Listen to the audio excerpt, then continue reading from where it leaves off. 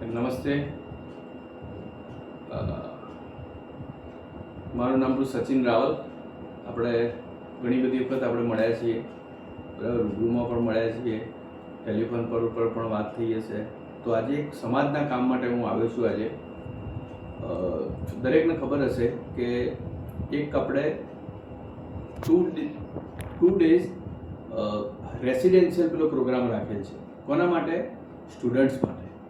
આપણા જ્ઞાતિના જે પણ સ્ટુડન્ટ્સ હશે એમના માટે આપણે એ પેલો પ્રોગ્રામ રાખેલો છે. ક્યાં આગળ? તો કડાની વાડી ઉપર આપણું, બરાબર. હવે સૌથી પહેલાં દરેકને મારા નમસ્કાર. અને અત્યારે હમણાં જ તમે જોયું હશે તો 12th સાયન્સ અને કોમર્સનું રિઝલ્ટ આવ્યું છે. તો આપણી જ્ઞાતિના જેટલા પણ છોકરાઓ પાસ થયા હોય, ઘણા બધા છોકરાઓ સારા ટકાએ પણ પાસ થયા છે. તો દરેકને ખૂબ ખૂબ અભિનંદન મારા તરફથી. Congratulations to all the students. હવે આપણે એકચ્યુઅલી મુદ્દાની વાત કરીએ તો 23 અને 24 તારીખ, 23મી મે અને 24મી મે આપણા કમુબા સંકુલ ઉપર ટોટલ 2 દિવસનો રેસિડેન્શિયલ આપણે પ્રોગ્રામ રાખ્યો છે, બરાબર છે. કોના માટે? સ્ટુડન્ટ્સ માટે. અગેન ફરીથી રિપીટ કરું છું. કયા સ્ટુડન્ટ માટે? 8મા ધોરણથી તે કોલેજ સુધીના બધા જ સ્ટુડન્ટ માટે. તેમાં આપણે શું કરાવીશું? આ એક એકચ્યુઅલી ઉચ્ચ સ્તરીય આપણે પ્રોગ્રામ કરી રહ્યા છીએ, કે જે આઈએએસ ત્યાં ટ્રેનિંગમાં ને એ બધામાં પ્રોગ્રામમાં એવો આપણે પ્રોગ્રામ કરવા તરફ જઈ રહ્યા છીએ, બરાબર. તો એ પ્રોગ્રામમાં આપણે શું શું કરીશું, બરાબર છે. તો એ પ્રોગ્રામ આખો આપણે વ્યવસ્થિત રીતે આખું એનું સંચાલન કરવાનું છે. એ પ્રોગ્રામની અંદર આપણે અમુક વિવિધ પ્રકારની આઇટમો આપણે પેલું કરીશું. એની અંદર દાખલા તરીકે છોકરાનું આ એકચ્યુઅલ પ્રોગ્રામ જ્યારે પણ પતશે ત્યારે આપણું સ્ટુડન્ટ્સ, આપણો બાળકો એ કેવી રીતે તૈયાર થયા હશે, એમનામાં શું એમનામાં સ્કિલ એબિલિટી આવી જશે, તે હું તમને સમજાવું છું. સૌથી પહેલું એનું પોતાનું સેલ્ફ મેનેજમેન્ટ. પોતાનું સેલ્ફ મેનેજમેન્ટ કેવી રીતે કરવું એ આપણે એમને ગાઈડન્સ કરીશું. તેના પછી સૌથી ઇમ્પોર્ટન્ટ ટોપિક છે ટાઈમ મેનેજમેન્ટ. આપણે પોતે જ્યારે ભણતા હતા, આપણે જ્યારે કામ કરતા હતા, આપણે પોતે બાળપણમાં હતા, એટલે આવું પ્રકારનું જ્ઞાન મળતું નહોતું આપણને, કે how to manage the time. તો એ ટાઈમ મેનેજમેન્ટનું પણ એક આપણે અલગથી પેલું સેશન રાખીશું. અને કેવી રીતે પેલું લર્નિંગ એબિલિટી સાથે, એટલે કે કેવી રીતે તમે એને લર્ન કરી શકો, સૌથી ઇઝીમાં ઇઝી રીતે એને યાદ રહે, બરાબર છે. તો એ પ્રમાણેનું એક એકચ્યુઅલી ટાઈમ મેનેજમેન્ટ કરીશું.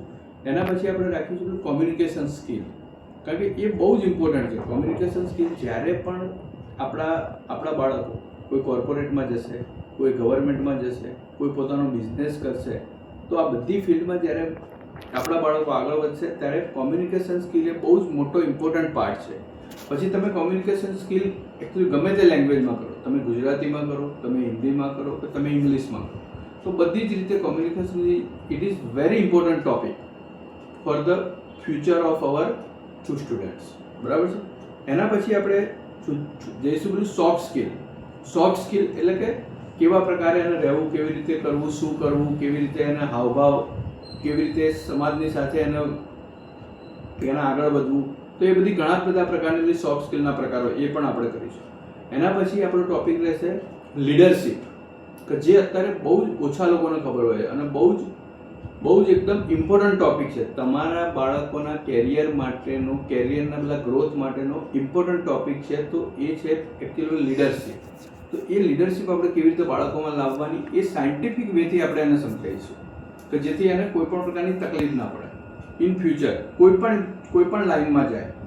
એના પછીનો ટોપિક આવશે એકચ્યુઅલી પેલું પીપલ મેનેજમેન્ટ, એટલે તમારી આજુબાજુના માણસોનું તમારે કેવી રીતે મેનેજમેન્ટ કરવું, તમારે શું કરવું એના માટે. તો એ આપણે સાયન્ટિફિક વેથી દરેકને આપણે ત્યાં આગળ સમજાવીશું. પછી આવશે એના પછીનો ટોપિક આવશે ટીમ બિલ્ડિંગ. તો આપણા બાળકો એકલા નથી રાખવાના. કોઈ પણ કામ તમારે જરૂર હશે તો એ પેલું ટીમ બિલ્ડિંગથી થશે, ટીમથી થશે.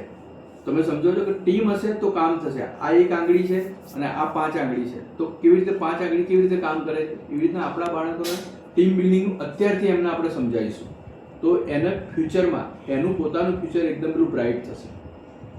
પછી એની સાથે સાથે પેલું ઇન્ડોર ગેમ્સ, આઉટડોર ગેમ્સ એ બધી પણ આપણે ત્યાં આગળ સાથે કરાવીશું, બરાબર છે. એની સાથે એકચ્યુઅલી યોગા પણ કરાવીશું. એની સાથે પેલું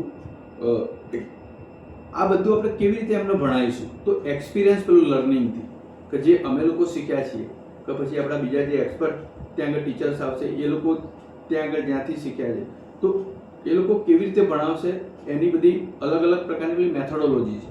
સાયન્ટિફિક વેથી આપણે એમને ત્યાં આગળ ભણાવીશું, બરાબર છે. શું બધું ગ્રુપ ડિસ્કશન કરાવીશું, રોલ પ્લે અદા કરાવીશું, કે ભાઈ એમને બોલાવીશું, પછી એક પેલું રોલ પ્લે કરીશું, બરાબર છે. પછી એ લોકો જોડે પેલું પ્રોજેક્ટ આપણે કંઈક કરાવડાવીશું, બરાબર. તો આ બધી આપણી પેલી લર્નિંગ મેથડ છે. તો એ પ્રકારે આપણે એમને ત્યાં તૈયાર કરીએ. તો મારી એક જ અરજી છે, દરેક આપણા સમાજના જે પણ વાલી અને ત્યાં આગળ પેરેન્ટ્સ છે એમને મારી એક જ વિનંતી છે કે તમે તમારા બાળકને 23 અને 24 તારીખે ફક્ત ને ફક્ત 2 દિવસ માટે અમારા હવાલે કરો. ખૂબ જ સારી રીતે આપણે એમનો વિકાસ કરાવીશું, ખૂબ જ સારી રીતે આપણે એમને ભણાવીશું. અને એ આટલું શીખ્યા પછી હું ગેરંટી સાથે કહું છું કે એક પણ બાળક આપણો પાછળ નહીં રહી જાય, કે જે કદાચ કોઈ પણ લાઈનમાં જશે, એ કોર્પોરેટમાં જશે, ગવર્મેન્ટમાં જશે, કે પછી પેલો શિક્ષક બનશે, કે પછી ગમે તે ફિલ્ડમાં આગળ વધશે, તો એ ત્યાં આગળ અવ્વલ નંબરે રહેશે જો આટલી એ ટ્રેનિંગ લેશે. તો મારી નમ્ર વિનંતી છે દરેક આપણા જ્ઞાતિ બંધુઓને કે તાત્કાલિક અસરથી બધું રજીસ્ટ્રેશન કરાવો. 60 જ છોકરા લેવાના છે, ઓનલી એન્ડ ઓનલી 60 સ્ટુડન્ટની જ આખી બેચ છે, અને એકદમ એક્સક્લુઝિવ IAS કક્ષાની આપણે ટ્રેનિંગ એમને આપીશું. એટલે તમે તમારા બાળકોને વહેલામાં વહેલી તકે એની અંદર ત્યાં આગળ રજીસ્ટ્રેશન કરાવો.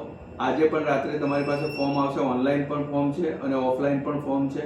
અને તમે મારો કોન્ટેક્ટ કરો, મારી સાથે એકચ્યુઅલી ત્યાં મારો ભાણો છે ધ્રુવ રાવલ, એનો પણ કોન્ટેક્ટ કરો. મારો સન છે ત્યાં આગળ મંથ રાવલ, એનો પણ કોન્ટેક્ટ કરો તમે. અને તાત્કાલિક 60 જ છોકરા લેવા, અગેન હું રિપીટ કરું છું, 60 જ છોકરા લેવાના છે, 60 સ્ટુડન્ટને જ આપણે ભણાવવાનું છે. અને એની સાથે એમના વાલીને પણ આપણે આમંત્રિત કરીએ છીએ. તો ખાસ ત્યાં આગળ દરેક જણે હાજર રહેવું. Thank you.